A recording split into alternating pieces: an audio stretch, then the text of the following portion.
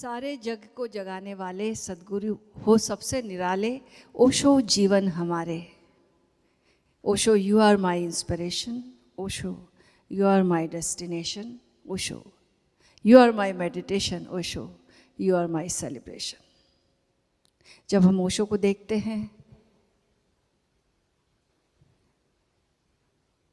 या मुझे लगता है ओशो हमें देखते हैं, हम तो नहीं देख पाते, ओशो हमें देखते हैं।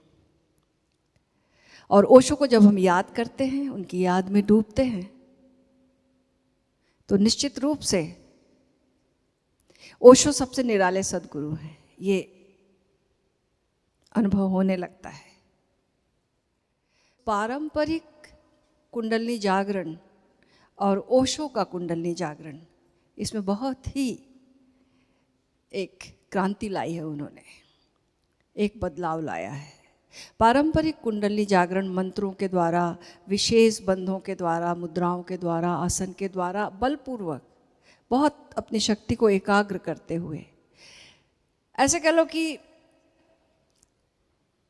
कोई सोया हुआ सांप पड़ा हुआ है और उसको एकदम से अगर जगाया जाए तो वो पलट के काट भी सकता, हार्मफुल हो सकता है, लेकिन उसको परसुएट किया जाए तो वो आगे खसक सकता है।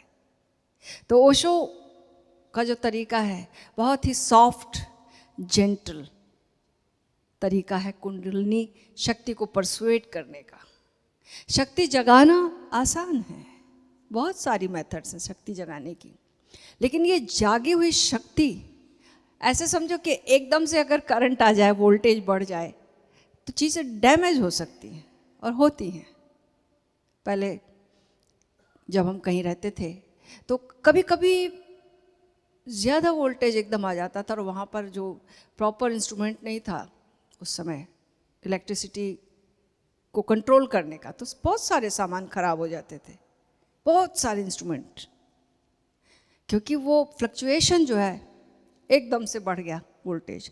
ओशो की विधियाँ ऐसी उन्होंने दी हैं कुंडलिनी जागरण की, एकदम से वोल्टेज नहीं बढ़ रहा आपकी बॉडी में, बहुत ही संतुलित ढंग से।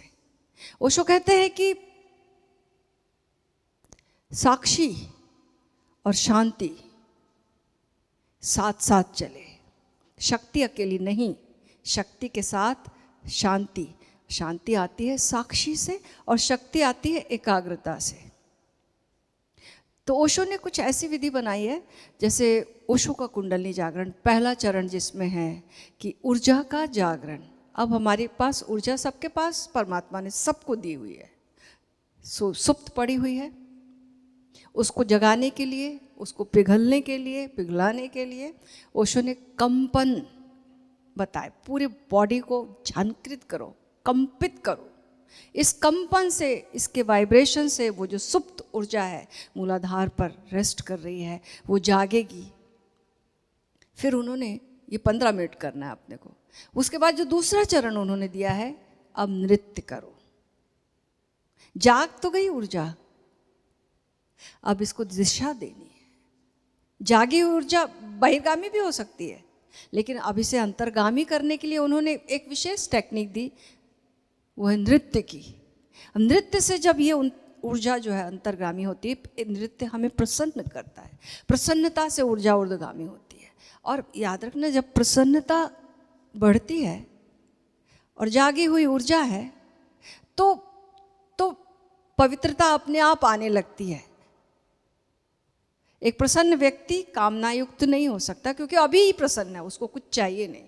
एक प्रसन्न व्यक्ति शिकायत वाला नहीं हो सकता, क्योंकि शिकायत और प्रसन्नता साथ साथ नहीं रहती। एक प्रसन्न व्यक्ति क्रोधी नहीं हो सकता, क्योंकि कामना नहीं है तो क्रोधी क्यों होगा वो।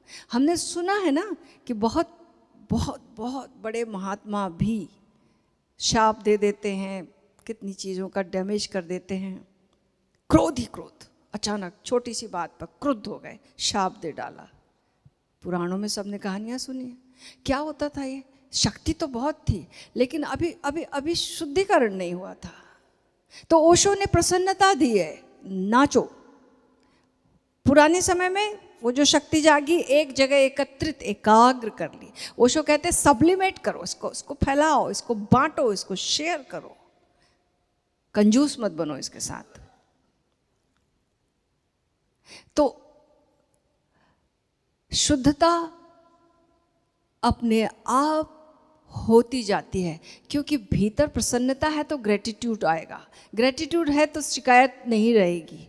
सारी जो सद्भावनाएं हैं ना, एक प्रसन्नता साध लो तो सब चली आती हैं। प्रसन्नपूर्ण भावदशा ही प्रार्थनापूर्ण हो सकती है।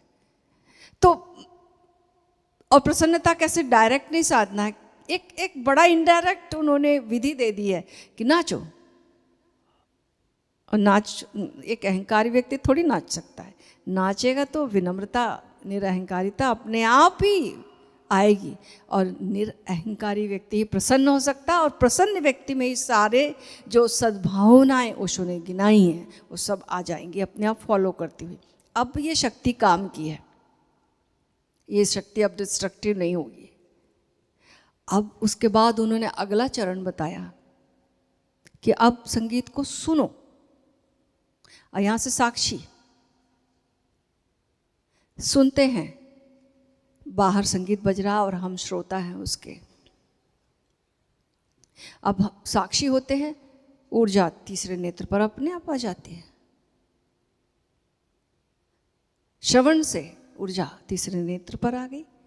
अब फिर अगला चरण, चौथा चरण उन्होंने बोला अब लेट जाओ, और लेट कर अब अंतर संगीत को अब सुनना मात्र रह जाए, श्रवण मात्र। जब हम लेटते हैं, विश्राम पूर्ण दशा में जाते हैं, जागी हुई शक्ति का आरोहण हो गया। अब ये सहस्त्रार पर आसानी से चली जाती है। और जब सहस्त्रार पर शक्ति जाकर टिकती है तो वहाँ से आनंद और मस्ती और तृप्ति सब चीज़ें अपने आप घटित होने लगती हैं। यह है ओशो का कुंडली ध्यान, जिसमें कि हमने बलपूर्वक कुछ भी नहीं किया, हमने बिल्कुल सहज और संतुलित होकर सारी शक्ति का संतुलन और सहज रूप से एक ऊर्ध्वगमन हुआ, और उसकी खिलावट सहस्त्रार में हुई, और फिर उसकी बरसात पूरे हमारे अस्तित्व में हुई,